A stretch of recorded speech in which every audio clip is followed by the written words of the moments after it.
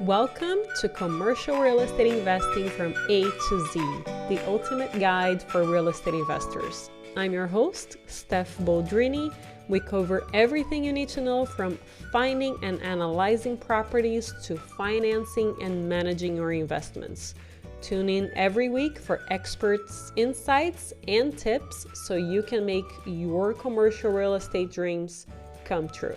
And in today's episode, we are covering a topic that we have never talked about before, and that is how to reduce your property taxes.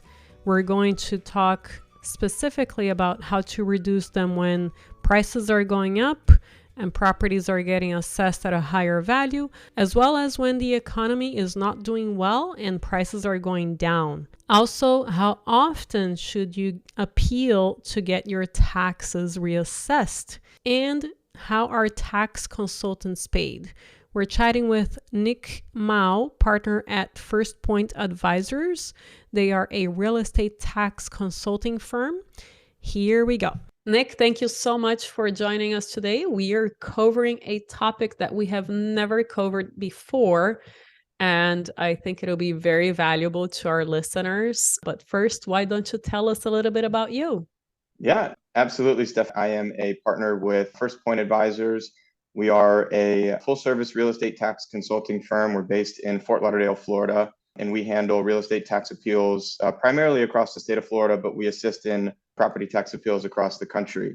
I've been in the real estate tax consulting world for 16 years. I started my career with a Big Four accounting firm working in their real estate tax consulting department, and have made my way through multiple different acquisitions, and then ultimately joined my managing partner, Brian D. Potter, at FirstPointe Advisors in 2016. And we have been growing our firm at a rapid pace ever since. So I'm just excited to be here and to offer some insight into, real estate taxes and the fun world that is real estate taxes. So exciting, right? Our listeners know that, every state is different with regards to taxes after purchasing a property. And right now we are, in a recession, although they don't want to admit it. So I think there are two distinct differences of appealing taxes.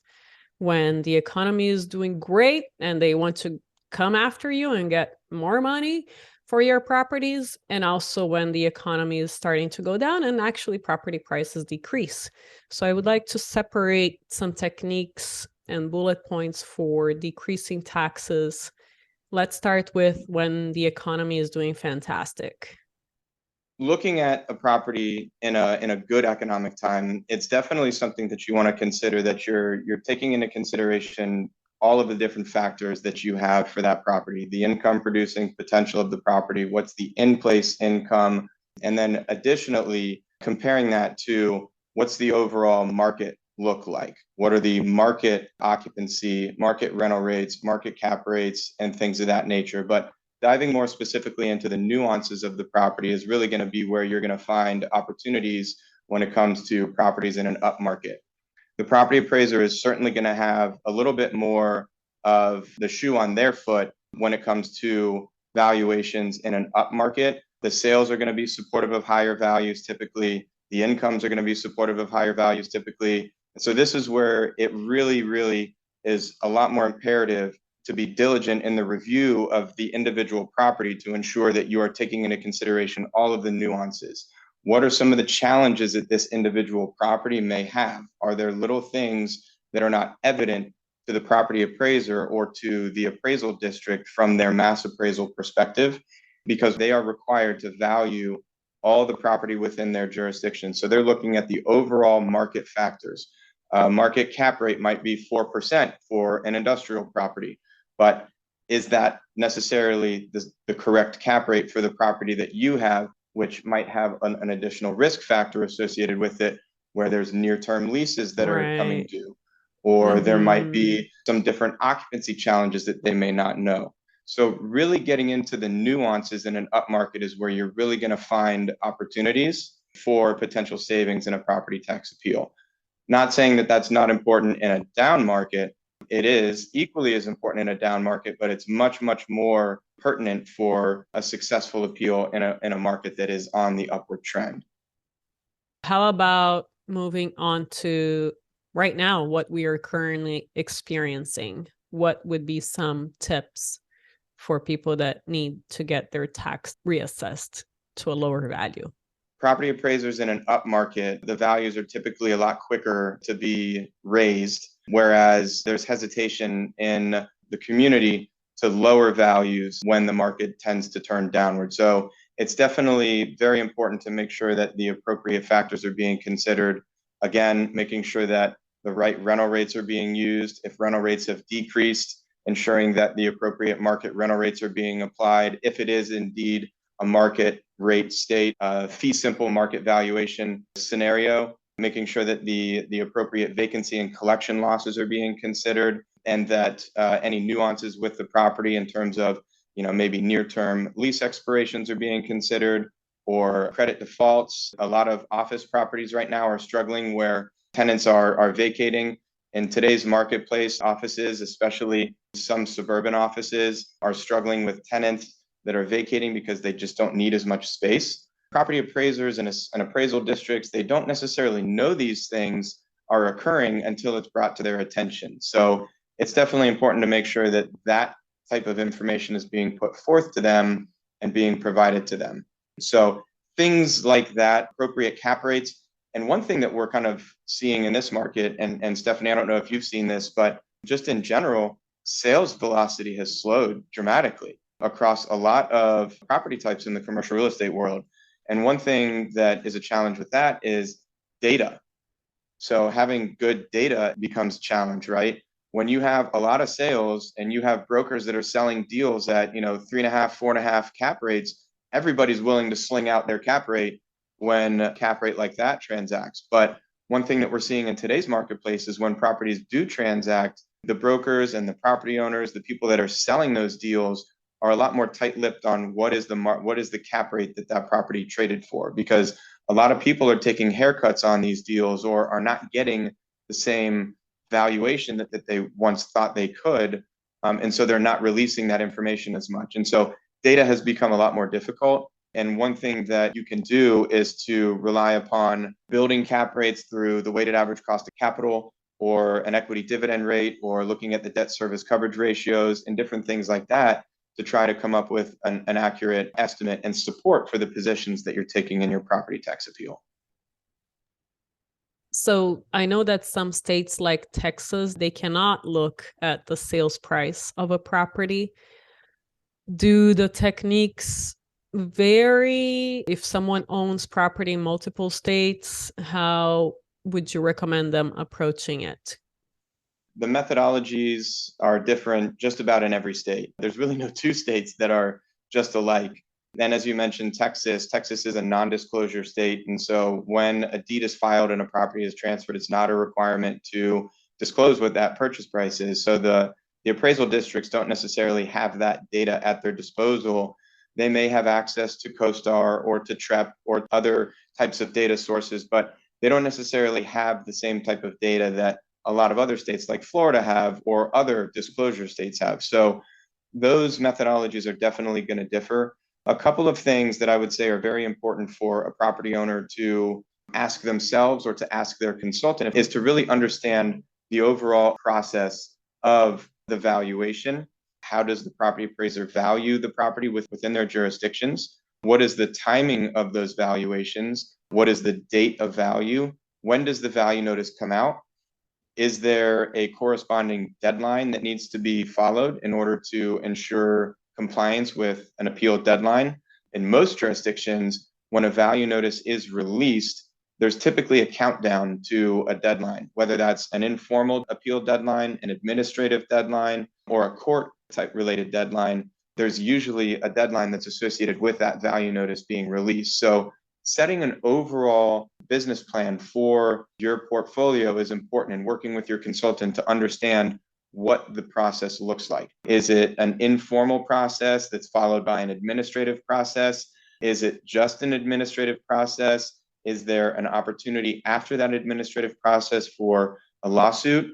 And is that lawsuit in your typical judicial system, or is it in a tax court? In some jurisdictions, there's data requirements, submission requirements for certain data.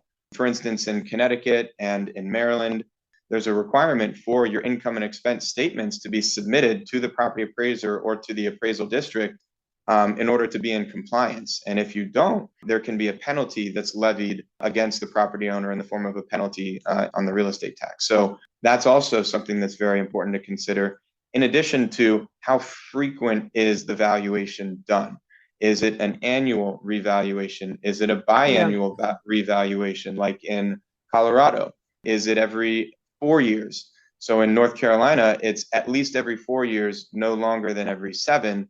And I know in certain jurisdictions, they're actually looking to shorten that down to 2 years. So really having an understanding of the overall way that the property tax system works is a very important thing for you as a property owner to understand, but to also finding a consultant to work with that can help you with those things. I want to hear an example that you're super proud of. Walk us through that one property that you managed to reduce taxes for, and what was the percentage that you were able to reduce it by?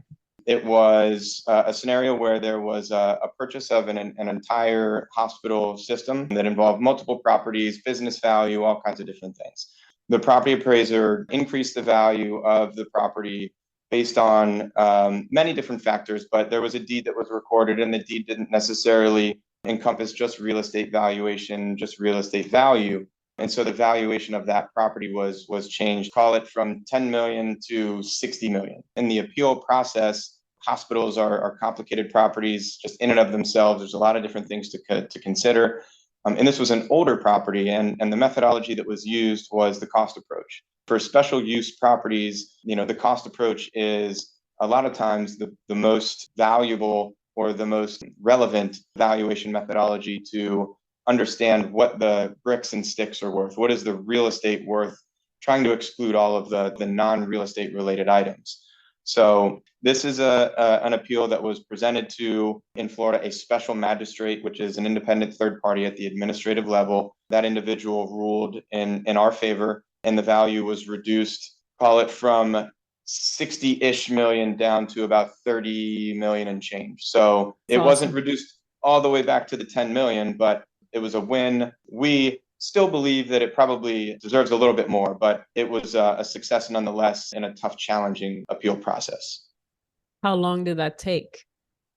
So, well, the appeal process in the state of Florida, the value notice is released in mid-August. The appeal has to be filed within 25 days. And then from that point, we get scheduled for our hearing. And so once we're scheduled for a hearing, and really after the appeal is filed, the valuation process begins. But ultimately, we're working on the cases as they come up. And so the valuation process for us on this particular property was probably a couple of weeks of work of research and site inspections and discussion with the client and different things like that, and then ultimately submitting that information within the time frame that's required, because there's ultimately time frames that are required with that process to ensure that the evidence that you're presenting is going to be viable and is going to be able to be presented at the actual administrative value adjustment board hearing.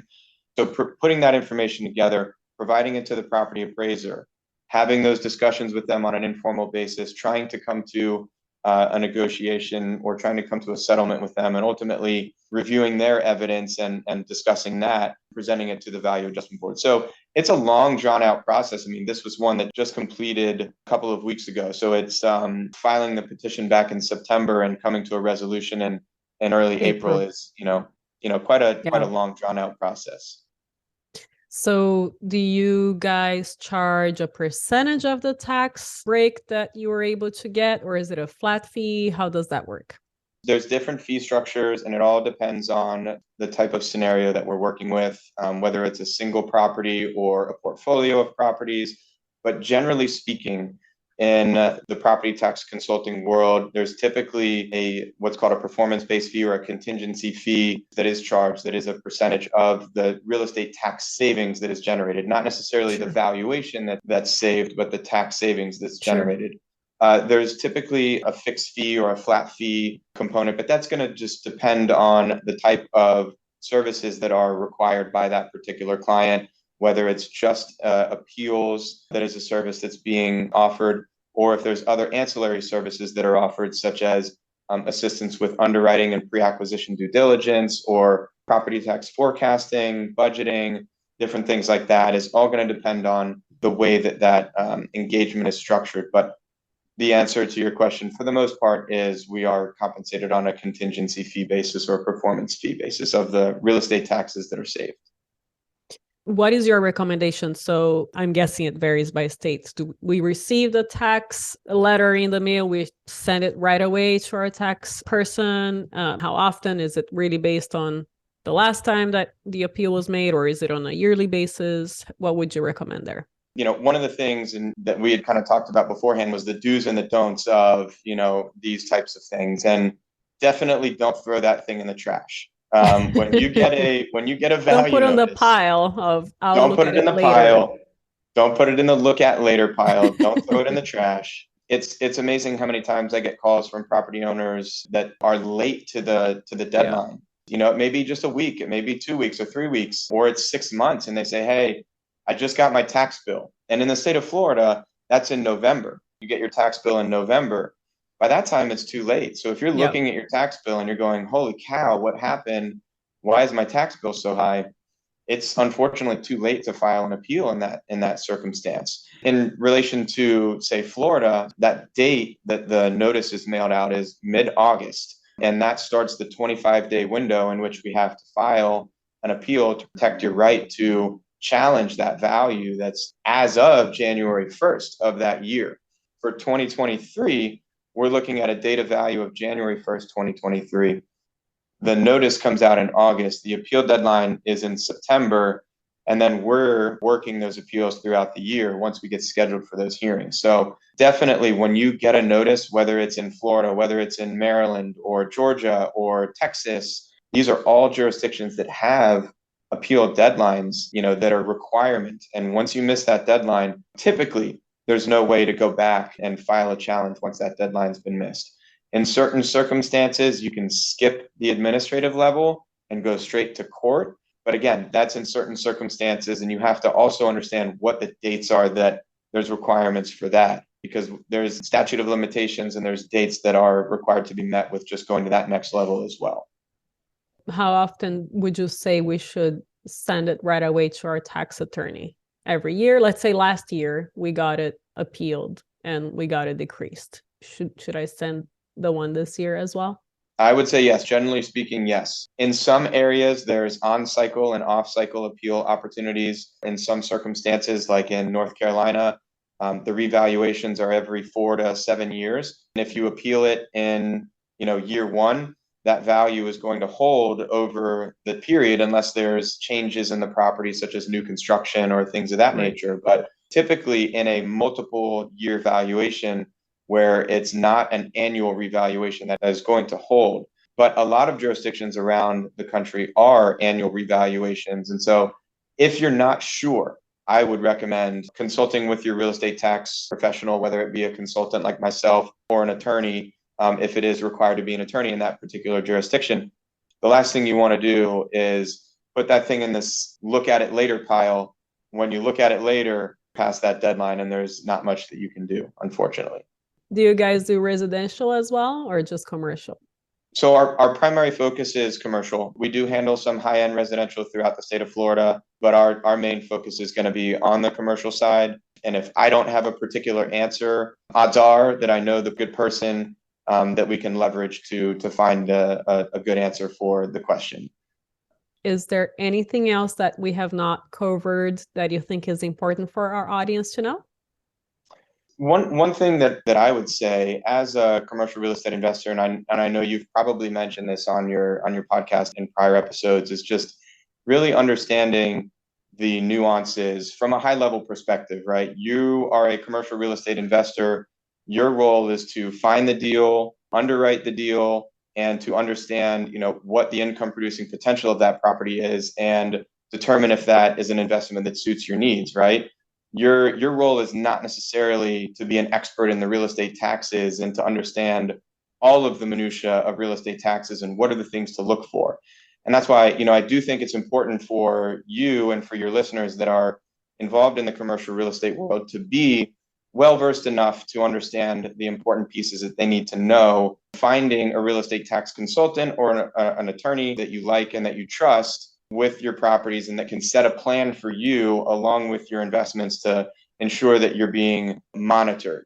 And the other thing that I would say is, as an investor, it's definitely imperative to ensure that you understand what are the real estate taxes going to do once you acquire a property. You don't want to assume that the taxes of your investment are going to remain the same as what the prior owner was paying, because that's certainly not the case in most jurisdictions. So definitely imperative to understand and work with a professional on the front end of a deal so that you're accurately budgeted and you're not kicking yourself later down the road when you get that real estate tax bill saying, holy cow, I didn't forecast for this. How am I going to pay for it?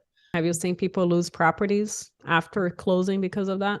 I've seen people struggle with properties very much. Not necessarily have I got an example for you where somebody lost a property specifically for property tax. I think if we go back to the residential bubble back in the early 2000s into 2007, 2008, those were circumstances where people were paying lots of money for properties and the property tax bills were getting revalued upon their acquisition, and they were certainly not able to afford those. The return on your investment can definitely be impacted by real estate tax bill that you're not expecting. If you're forecasting that accurately, it may be something that you reconsider a potential offer on a property, or looking at how it's going to impact your bottom line, figuring out where some of the other areas that you can cut costs and understand exactly what that opportunity is to make that the most successful investment that you can.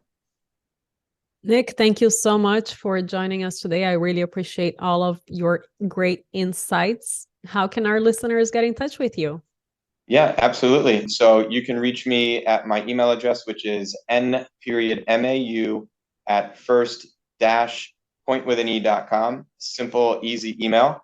And my phone number is 954-906-8066. You can just look for me on LinkedIn. So our website is www.first-pointe.com. So first-pointewithane.com. Nick, thank you so much. I really appreciate your time. It's my pleasure, Stephanie. Thank you so much for the opportunity. I really appreciate it. It was a pleasure. And this is for our Bay Area listeners. We are going to be having Fannie Mae's chief economist come give his economic forecast on June 8th at 6 p.m. I'm going to put the link under show notes. This is a very timely event. He's going to be talking about bank failures. Are the interest rates going to keep going up or not? And what are the consequences of that? I will put the link under show notes. I look forward to seeing you there, and I will see you next time.